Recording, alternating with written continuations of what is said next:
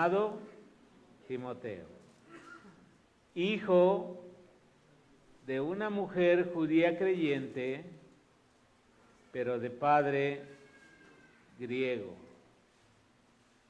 Y bueno, aquí vamos a hacer una primera pausa. Pablo, entonces, comenzando su segundo viaje misionero, se dirige a Derbe y llega a otra ciudad que se llama Listra. Y en esa ciudad se encuentra con un joven, no tan joven, pero joven, que se llama Timoteo. Y Timoteo, llamó la atención de Pablo como misionero, como apóstol.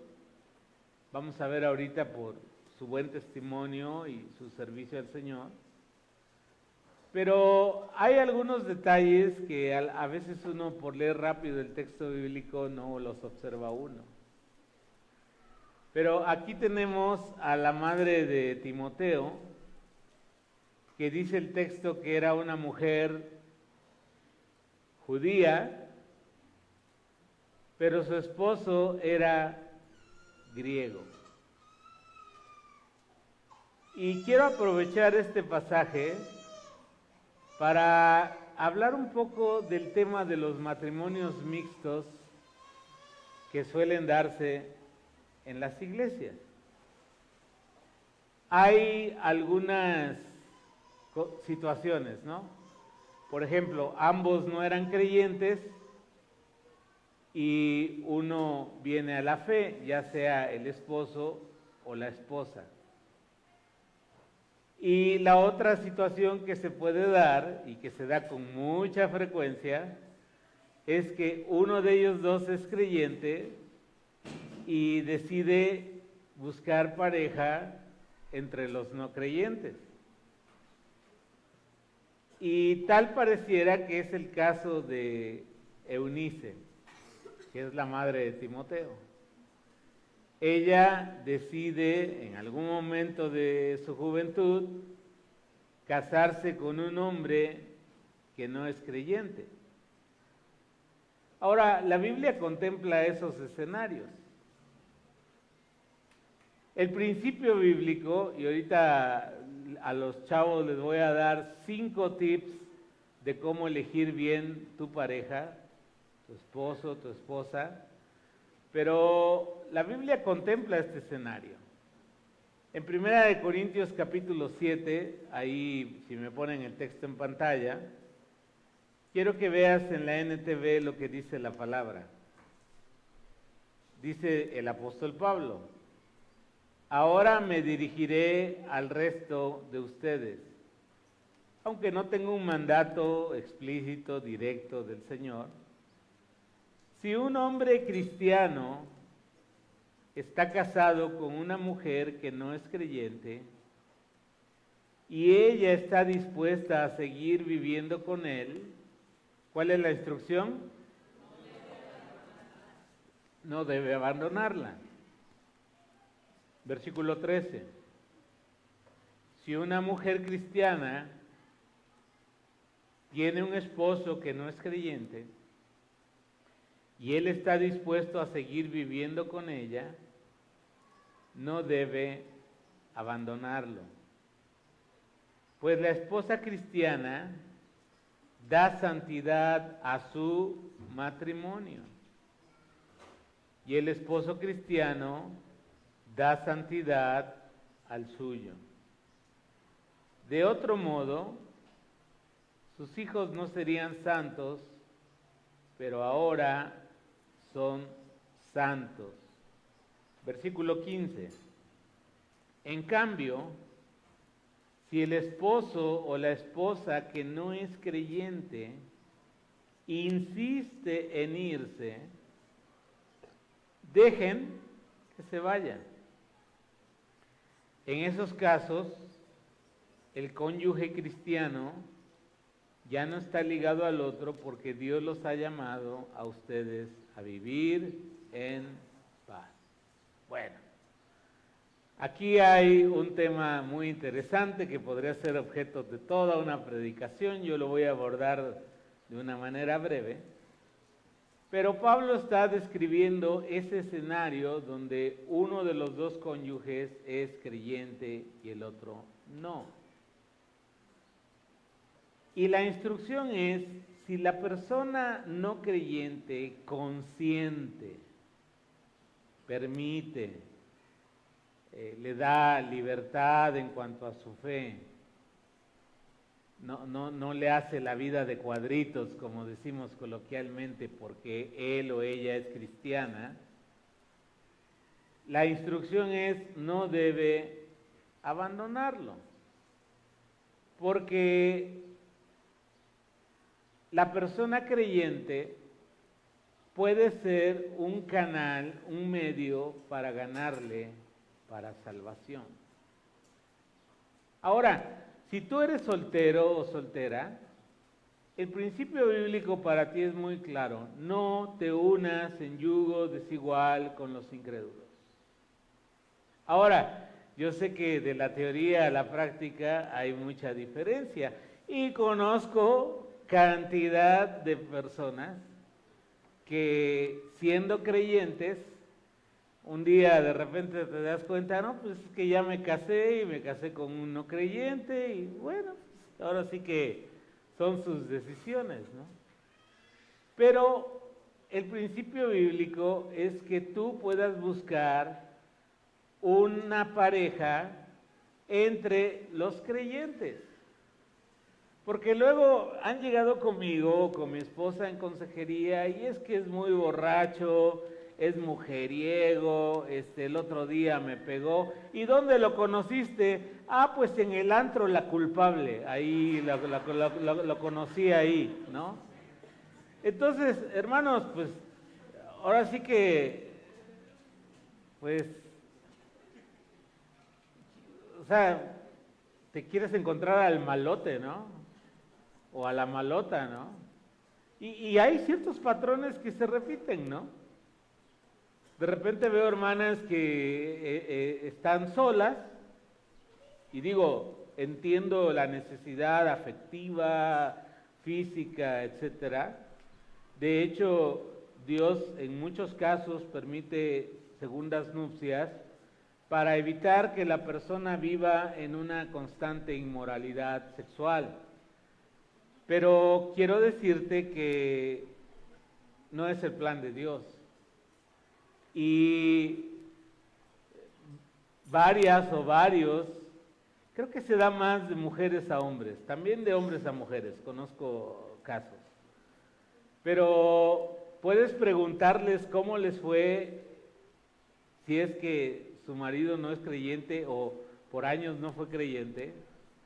Y algunos te van a relatar historias de terror, o sea, de complicaciones muy fuertes en la vida en sus vidas, en sus matrimonios, con sus hijos, porque no hay compatibilidad. O sea, la fe, hermanos, cambia la cosmovisión de cómo vemos y cómo interpretamos la realidad del mundo, los valores que adquirimos, la ética con la que vivimos.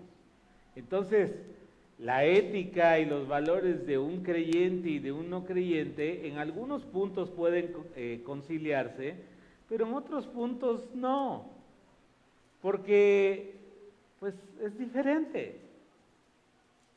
Tú estás queriendo amar a Cristo, seguir a Cristo, y la otra persona te quiere llevar el domingo a un balneario, te quiere llevar, impedir ir a una reunión, te quiere llevar a lo mejor a una fiestecita, ¿verdad? Y salen las elodias bien frías, ¿verdad? Y te empiezan a meter en ese mundo. Mira lo que dice 1 Corintios 7:16, que es el último versículo de esta parte. ¿Acaso ustedes, esposas, no se dan cuenta de que sus maridos podrían ser salvos a causa de ustedes? ¿Y ustedes, esposos, no se dan cuenta que sus esposas podrían ser salvas a causa de ustedes? Y Yo hace años platicando con un pastor, Carlos Toledo de Guadalajara, un día estuvimos hablando de un caso en específico y ahí acuñamos un término que dijimos, es que eso es un emprendimiento misionero de alto riesgo. Porque sí, a lo mejor le sale, a muchos les sale, de que la persona termina convirtiéndose a la fe, pero a muchos no. Y es una situación que van a estar cargando pues, por mucho tiempo, ¿no? Ahora, ¿qué dice el texto anterior, el 15? Si no consciente, o sea, si te maltrata física, emocionalmente, si te golpea, si te hace la vida de cuadritos, si se opone abiertamente a tu fe y te está de alguna manera impidiendo vivir en paz y quiere irse, ¿qué dice el texto? Pues que se vaya, ¿no?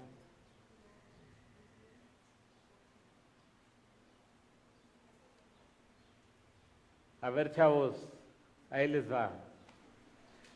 5 consejos para elegir pareja. Ahí sígueme con las diapositivas, por favor. Número 1, que tengan una misma fe. Mira, si ese hombre o esa mujer realmente ama a Cristo, te va a amar a ti, te va a respetar a ti. Porque no es garantía tampoco, ¿eh? O sea, conozco muchos matrimonios que fracasaron siendo ambos cristianos. Y es que yo no sé, pero muchas parejas como que no platican, no se comunican. A veces les pregunto, oye, ¿y cuando eran novios hablaron de finanzas? No. ¿Y hablaron de cómo iban a organizarse para educar a sus hijos? No. ¿Y hablaron de sus proyectos futuros para complementarse? No. ¿Y entonces de qué hablaban? Si querían casarse. O sea, la parte romántica es muy chida y bajarte el sol, la luna y las estrellas, o sea, es parte del proceso, pero si no comparten una misma fe, va a ser muy difícil a buscar pareja, ¿no? Es que en la iglesia no hay. Ok, a lo mejor no encuentras a tu media naranja aquí en esta congregación, pero puedes visitar la otra y probablemente encuentres y Dios te provea a alguien. Ahora, uno tiene que buscar la guía de Dios en eso, porque de repente salimos con que es que en el corazón no se manda. ¿No? ¿Nunca has escuchado eso? Pero un montón de veces. Oye, ¿por qué volviste con él? Ya conoces el final de la película. Ay, pastor, es que en el corazón no se manda. ¿Y cuál vuelve a ser el final del remake de la película? Exactamente el mismo. Si no hay cambios en cuanto a la fe y en cuanto a la relación. Mira lo que dice la palabra. 2 Corintios 6:14. No se asocien íntimamente con los que son incrédulos. ¿Alguien tiene alguna duda con esa frase? ¿Qué significa? No se asocien íntimamente con los que son incrédulos. Digo, ¿quieres hacerlo? Hazlo. Es tu libertad. Pero Dios te dice, no lo hagas. ¿Cómo puede la justicia asociarse con la maldad? ¿Cómo puede la luz vivir con las tinieblas? ¿Qué armonía puede haber entre Cristo y el diablo? ¿Cómo puede un creyente asociarse con un incrédulo? Yo creo que está claro, ¿no?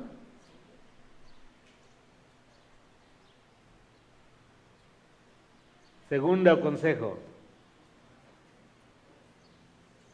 Tiene que haber atracción mutua. Es parte del romanticismo de cuando uno está joven, ¿no? Que ella es como mi princesa, me encanta, y él es como el príncipe azul, ¿no? Famoso de las películas. Y me acuerdo una hermana hace muchísimos años, cuando era yo joven,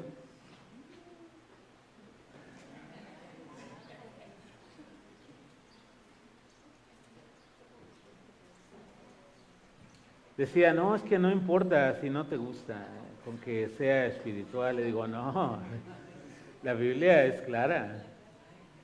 Mira, por ejemplo, voy a leer Cantares. No es el Kama Sutra de la Biblia, pero Cantares. Mira, no sé si alguna vez has estudiado Cantares, porque la mayoría de teólogos cristianos y judíos siempre han tratado de espiritualizar Cantares, pero yo digo, no hay necesidad. Cantares habla de la belleza del amor romántico y sexual que Dios diseñó para el matrimonio. Mira lo que dice: qué hermosa eres, qué encantadora, mi amor que llena de delicias. Eres esbelta como una palmera, y tus pechos son como racimos de su fruto. Versículo 8 y 9. Dije, treparé a la palmera y tomaré de su fruto. Que tus pechos sean como racimos de uvas y tu aliento como la fragancia de manzana. Que tus besos sean tan apasionantes como el mejor de los vinos, que se desliza suavemente por los labios y los dientes. ¿Cómo les quedó el ojo? O sea, Dios nos creó y sabe lo que necesitamos. Tercer consejo: respeto mutuo. Miren, chicas,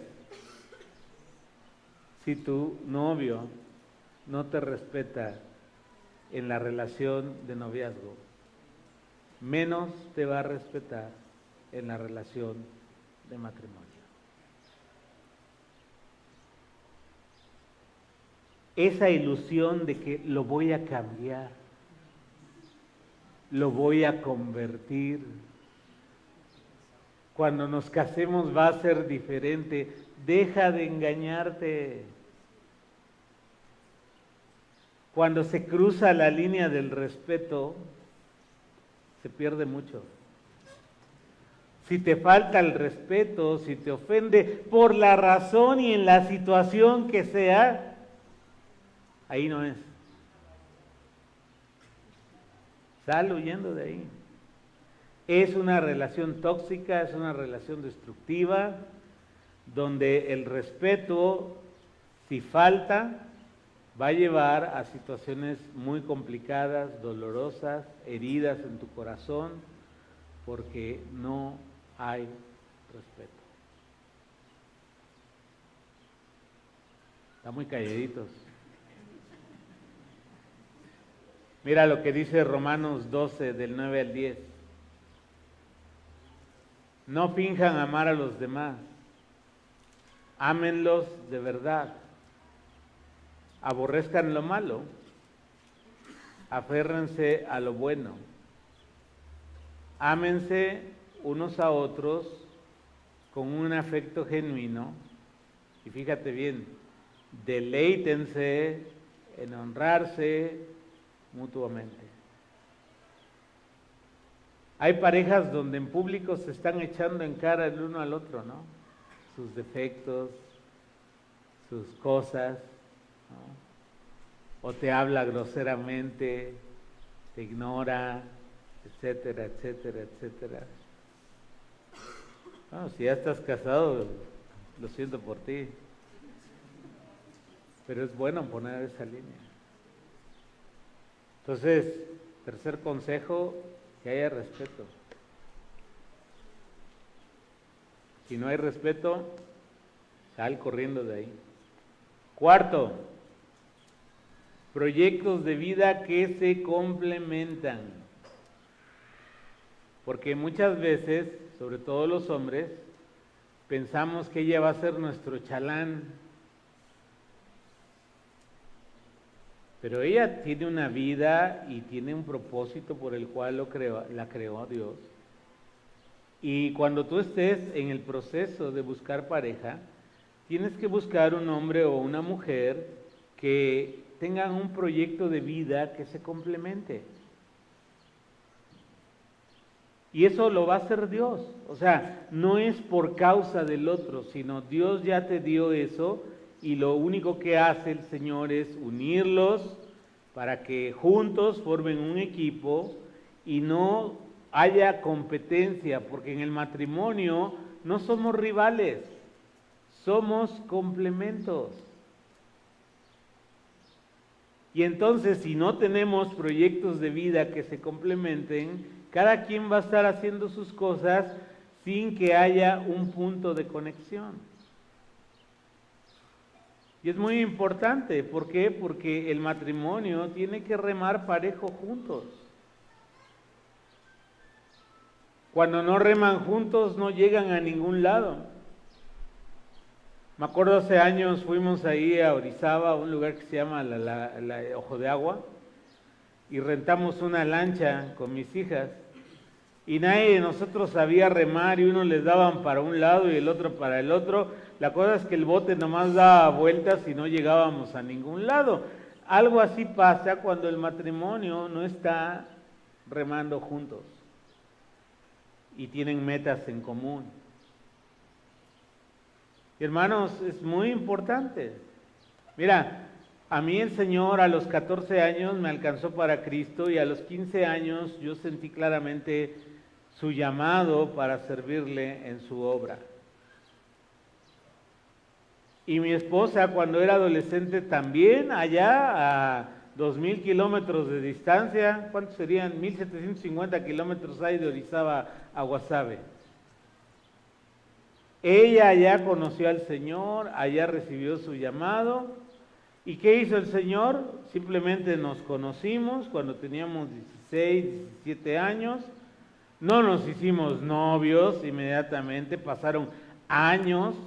Nos conocimos en el verano del 90 y comenzamos a ser novios en enero del 96. No, yo digo que el 97, ¿no? No, 96. Está bien. 96. O sea, pasaron 6 años. Ella había terminado su carrera, yo estaba, cuando comenzamos a hacer novios a la distancia, y no había email, no había WhatsApp, era por cartitas que tardaban un mes en llegar y otro mes en regresar. O sea, las noticias frescas eran de hace 2 meses, ¿no? Imagínate en qué mundo vivíamos, chicos, ¿no? No se imaginan ese mundo, pero aún así nos conocimos. Y te voy a decir una cosa, la mujer que yo conocí siendo novios es la mujer con la que me casé, no tuve sorpresas. Y espero que mi esposa pueda decir lo mismo. ¿Y cuál es la clave? Mostrarte como eres. Porque no soy perfecto. Nadie es perfecto. La virtud del matrimonio son 2 personas imperfectas que aprenden a convivir a través del perdón.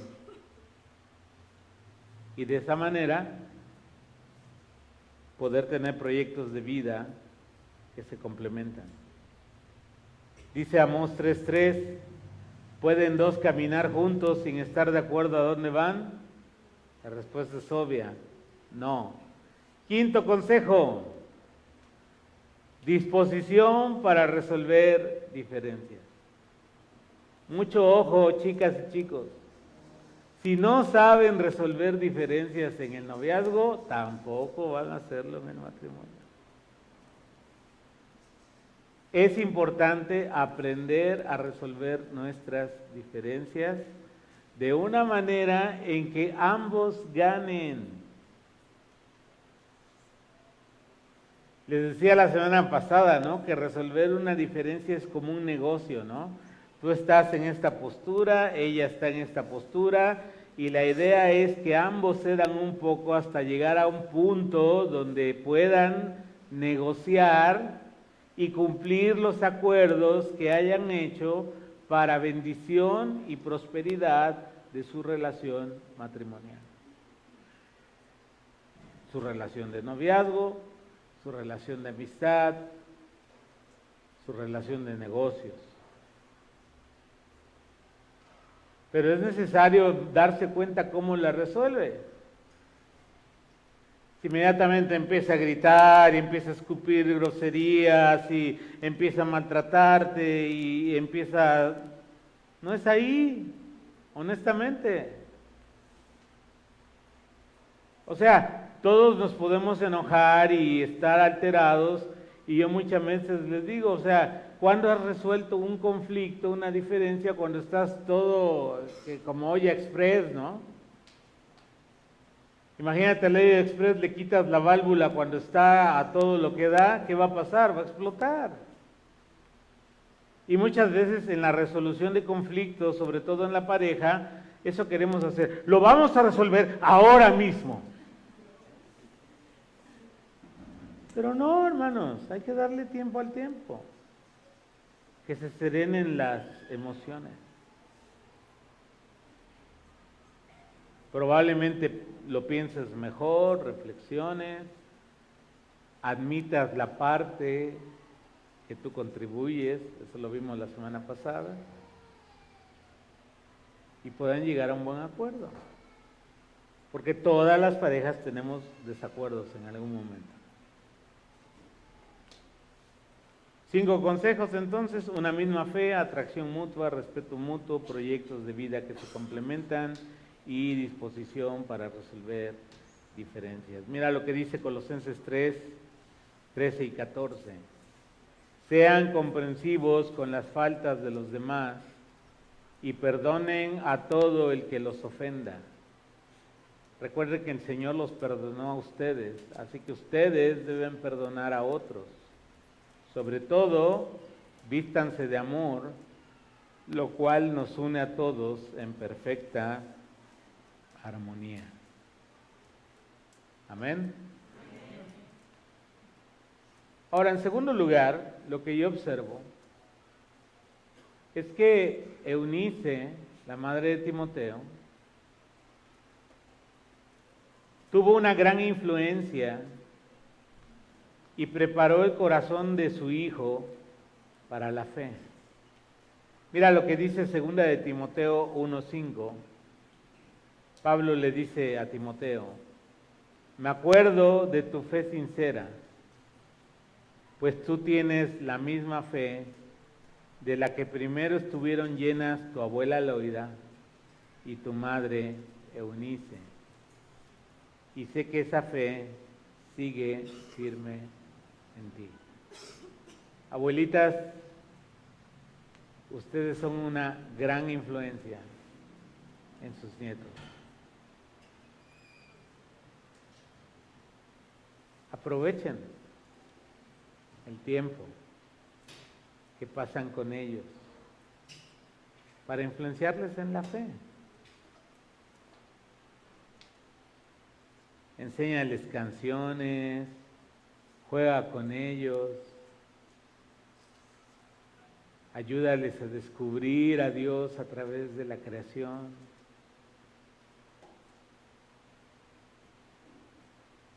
Eunice, otra mujer de fe. Madres, ustedes tienen un gran poder de influencia en la vida de sus hijos. Yo diría que en nuestra cultura tienen más influencia ustedes que los propios hombres.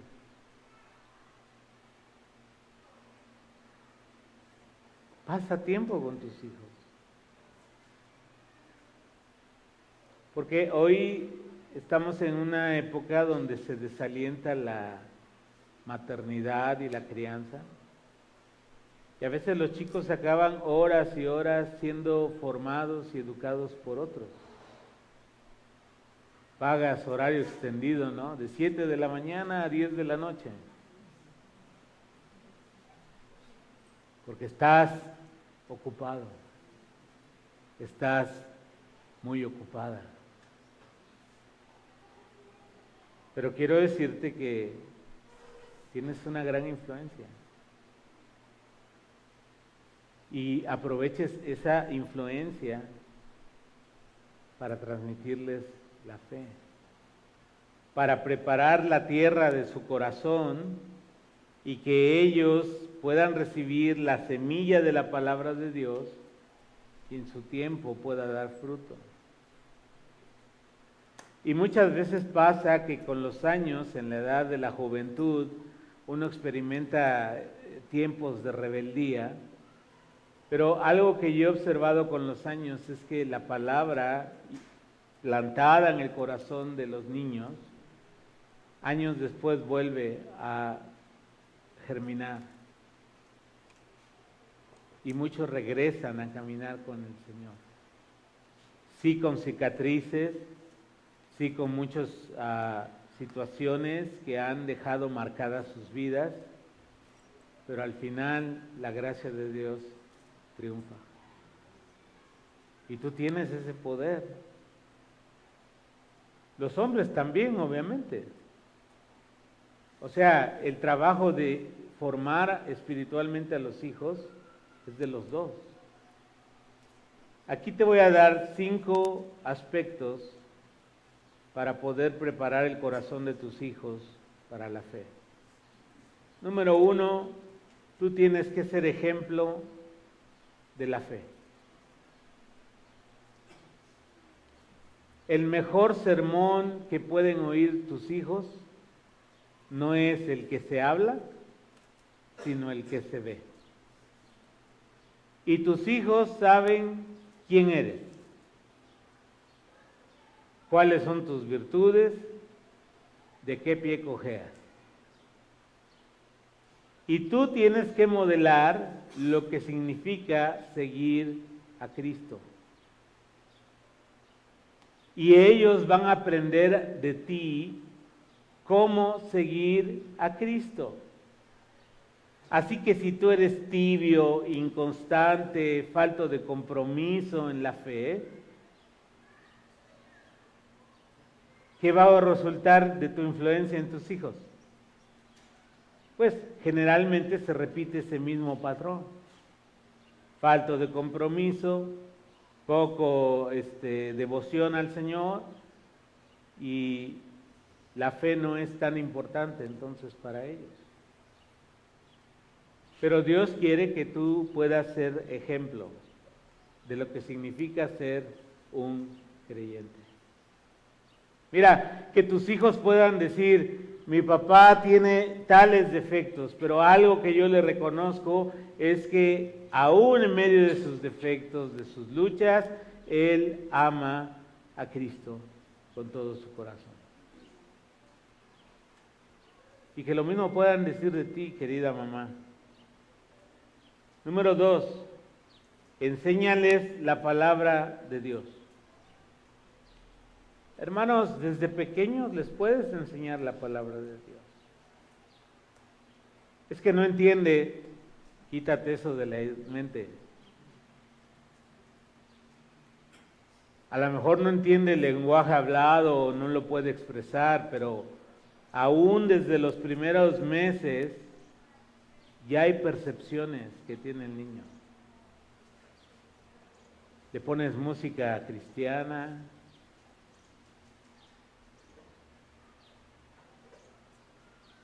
les lees historias de la Biblia,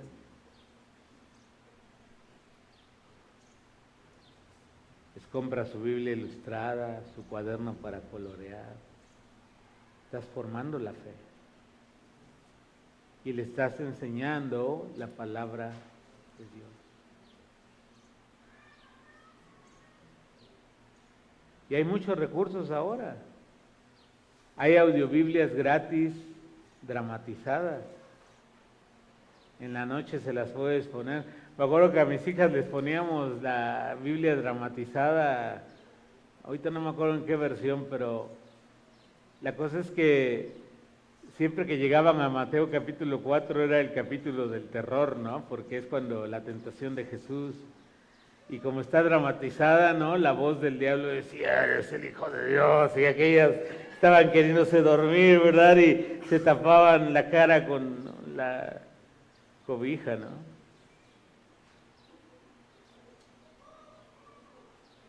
Pero hay que enseñarles la palabra desde pequeños. Número 3, desarrolla hábitos espirituales. Ora con ellos.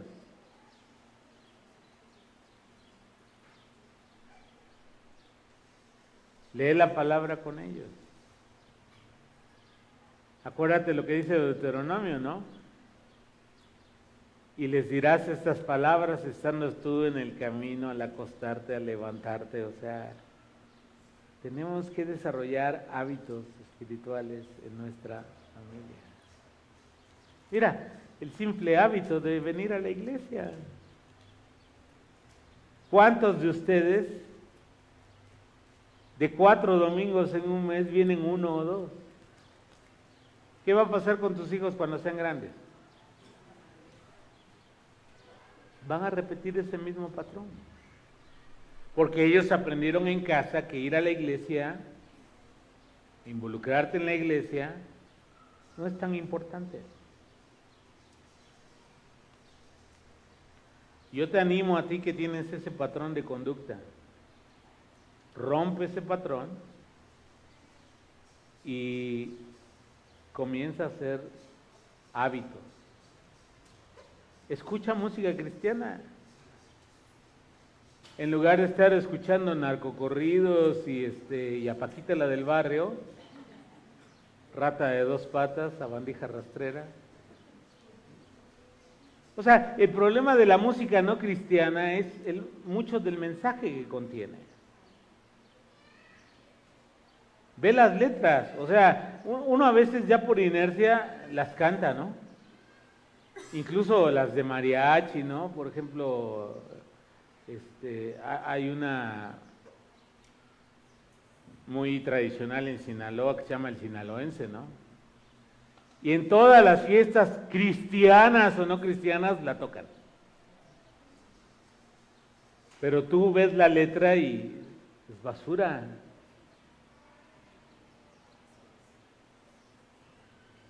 Y todo eso se va absorbiendo en las personas.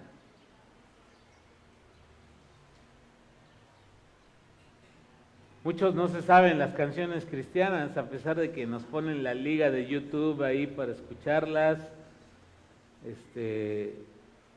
Escucha música cristiana.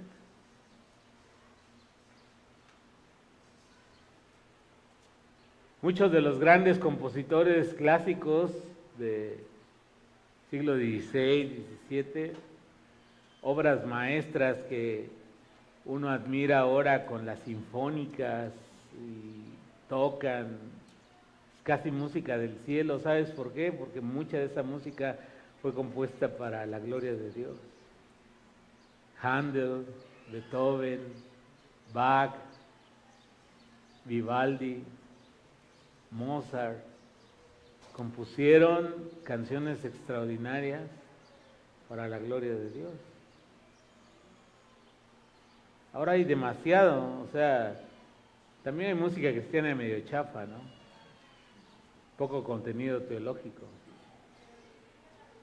¿Se fijan? O sea, procuramos nosotros en Calvary discernir lo que cantamos, porque la música es un medio pedagógico por el cual la iglesia aprende, ¿no? Y si nada más decimos 3 estrofas repitiendo lo mismo, y sí, el ritmo está chido y siento como que no puedo parar, ¿verdad? Eso no tiene valor. O sea, no es que la música te tenga que disgustar, no. Podemos hacer música hermosa, música rítmica, música de acuerdo a nuestro contexto cultural, pero siempre cuidando también que lo que se dice en las canciones pueda contribuir a la afirmación de las enseñanzas del Evangelio en la vida de las personas. Número 4, involúcrate con tu familia en la iglesia.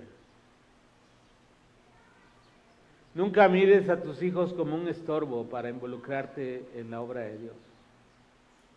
No importa que estén chiquitos, no importa que sean inquietos, son niños. Muchas veces pagamos el precio de no ayudarles con el dominio propio a nuestros hijos, porque no los corregimos, no los disciplinamos. Y no estoy hablando de golpes, estoy hablando de corrección, de disciplina. Y muchas veces pues vamos a un lugar donde se requiere pues estar relativamente tranquilos y no podemos controlar a nuestros hijos, pero no los mires como un estorbo. Se puede. Me acuerdo que mi esposa cuando íbamos a hacer ministerio llevaba una gran pañalera porque pues se nos juntaron dos, ¿no? No son gemelas, pero se llevan 1 año y unos meses. Y bueno, llega un momento en que pues cargábamos 2 mamilas y 2 de esto y todos de 2, ¿no? Y Ofe llevaba una gran pañalera y llevaba una cobija y llevaba juguetes y llevaba todo lo necesario para que las chicas se la pasaran bien mientras nosotros hacíamos ministerio. Y se puede. Y yo te agradezco, Ofe, por ese trabajo, porque nos permitió formar a nuestras hijas. Y hoy una está de misionera allá en el Pacífico Sur, están en Papúa Nueva Guinea, y la otra está sirviendo aquí con nosotros en Calvary. Y no hay más gozo, hermanos. Dice Juan, no hay mayor gozo que ver a mis hijos caminando en la fe.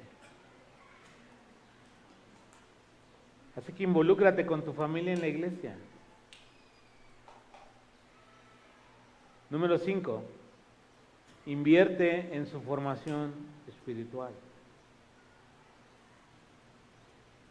Hermanos, un billete de 500 dado en la ofrenda o algún ministerio se ve demasiado grande. Pero ese mismo billete de 500 cuando vas a una tienda departamental es demasiado chico.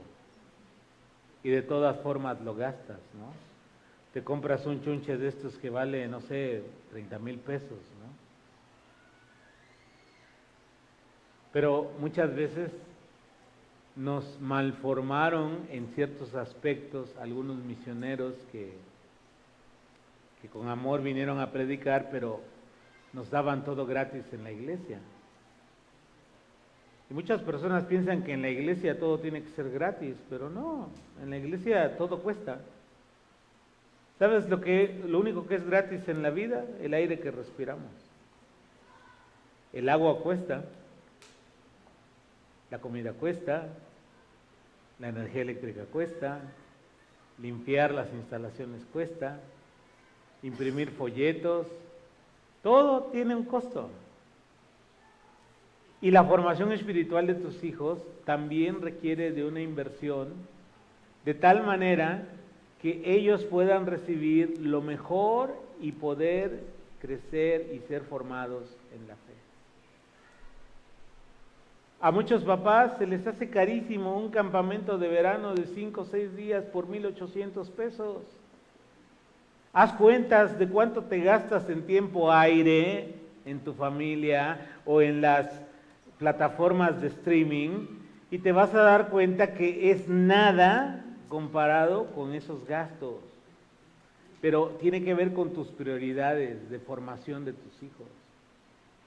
Papás que tienen adolescentes, niños o jóvenes que quisieran que fueran a un campamento, yo te diría, ¿ya estás ahorrando?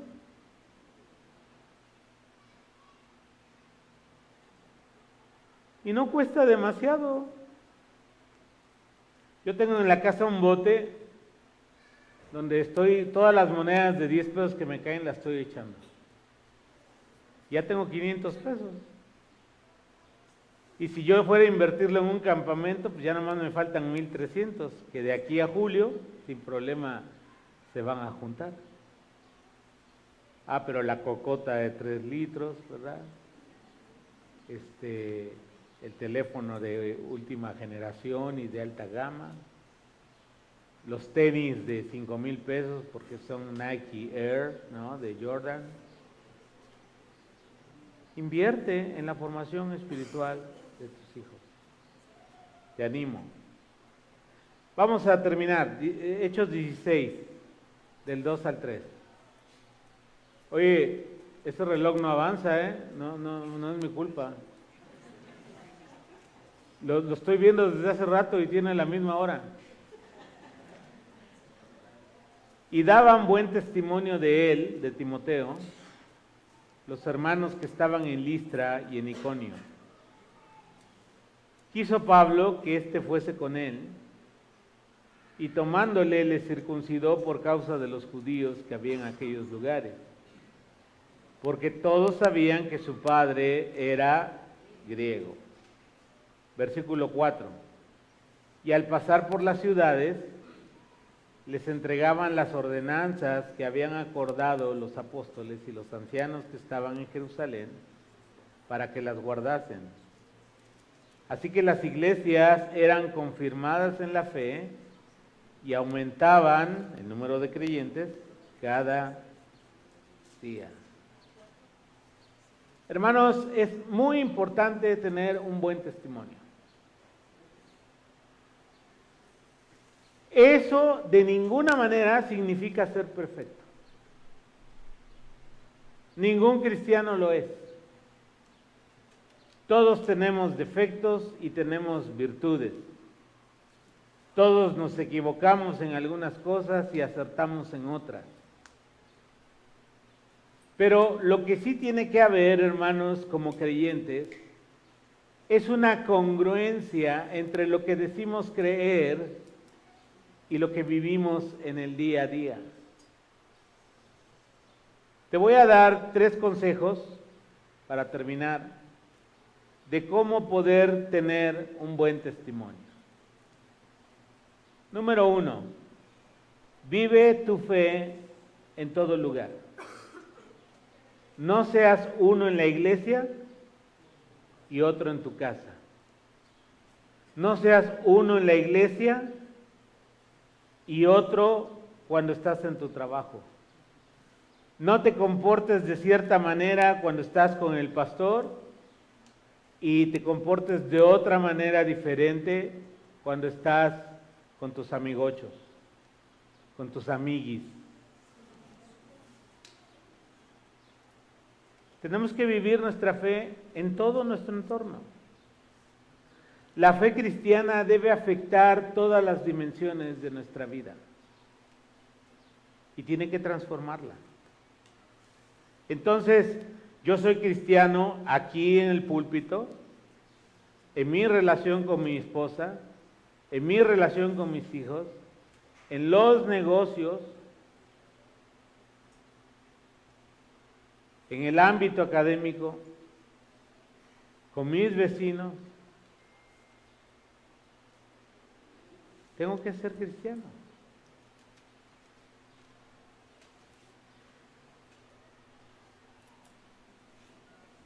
Si no, simple y llanamente es hipocresía.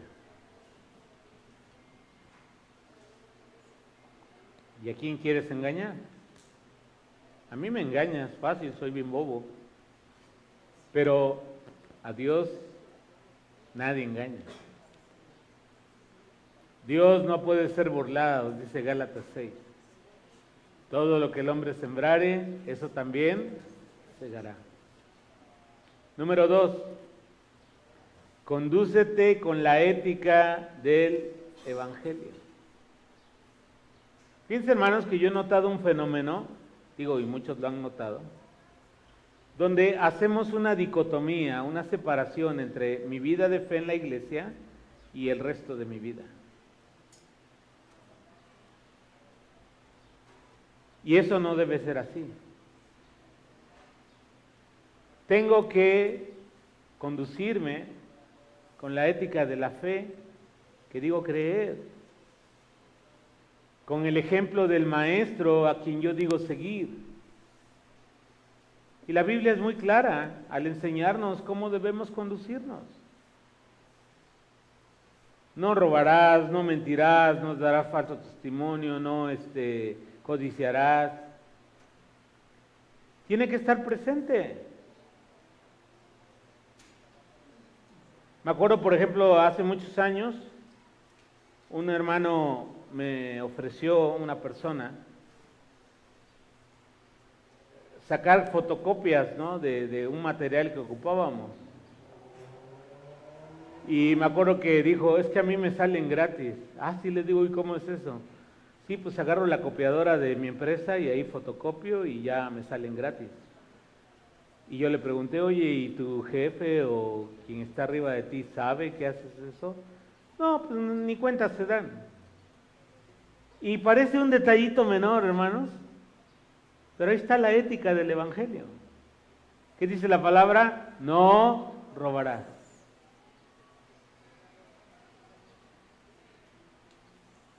En los negocios es muy fácil caer en la tentación de tener que dar una mordida por acá, una mordida por allá.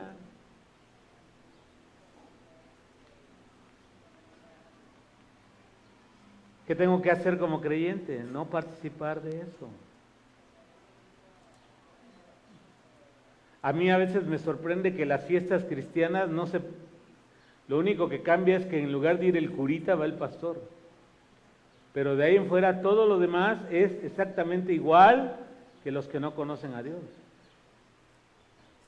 Y podemos estar alegres y podemos celebrar y hay música que, sin problemas su mensaje se puede escuchar, ¿no?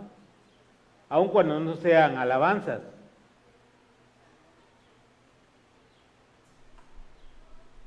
Pero me acuerdo, ¿no?, en una fiesta,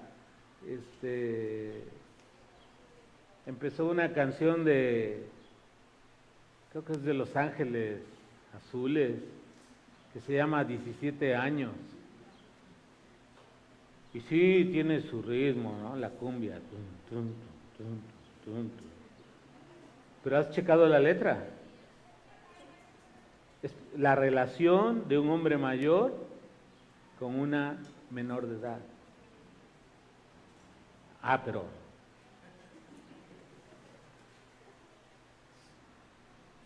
tienes que tener cuidado con tu testimonio.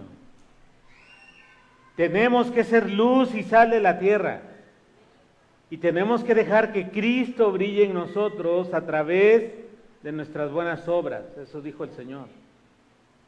Finalmente, para tener un buen testimonio, hermanos, sirve a Dios sirviendo a tu prójimo. Que la gente te conozca como alguien dispuesto a ayudar, dispuesto a escuchar, dispuesto a colaborar para el bien de tu iglesia, de tu ambiente laboral, de tu condominio.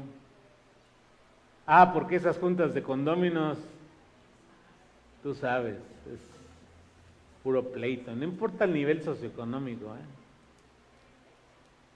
sean condominios muy fifís o sean condominios de un nivel socioeconómico más bajo, los mismos problemas, somos los mismos pecadores. Y tener ese buen testimonio. Que los demás puedan decir como Timoteo, tiene un buen testimonio. Es un hermano que ama al Señor, que se conduce de acuerdo a su fe y la ética del Evangelio y sirve a Dios sirviendo a su prójimo. Hermanos, hemos visto 3 temas hoy. Sé que están como separados, pero quiero simplemente hacer una síntesis. Dios quiere que tú puedas estar en una relación de matrimonio, no de unión libre, de matrimonio. Por cierto, no mencioné eso, pero si estás en unión libre, o sea, te recibimos, te amamos en Cristo, pero ruego a Dios para que ponga en ti la convicción de ponerte en orden en esa área, porque el plan de Dios es el matrimonio. Honroso es el matrimonio. ¿Quieres honrar a Dios? Uno de tus... Mira, testimonio lindo que tenemos allá ahorita en el Marqués. Una de las hermanas que se bautizó estaba dudando si se bautizaba o no porque no estaba casada. Y entonces habló conmigo y le hice algunas preguntas y al final le dije, creo que no hay problema con que no te bautices, perdón, con que te bautices. Ella se bautizó hace 2, 3 semanas que fueron los bautizos y el jueves pasado hizo su boda civil y se puso en orden. Porque eso hace Cristo, poner orden en el caos de nuestra vida. Lo segundo que vimos fue cómo ser influencia a nuestros hijos y a los demás. Y tienes un gran poder para influenciar en otros. Y por último, cómo tener un buen testimonio. Y Timoteo es un ejemplo de un chavo que ama a Dios, que sirve a Dios y que tiene un buen testimonio con los demás. Padre, te damos gracias por tu palabra, te pedimos que la bendigas y que algo de lo que hemos visto pueda, Señor, estar en nuestro corazón y podamos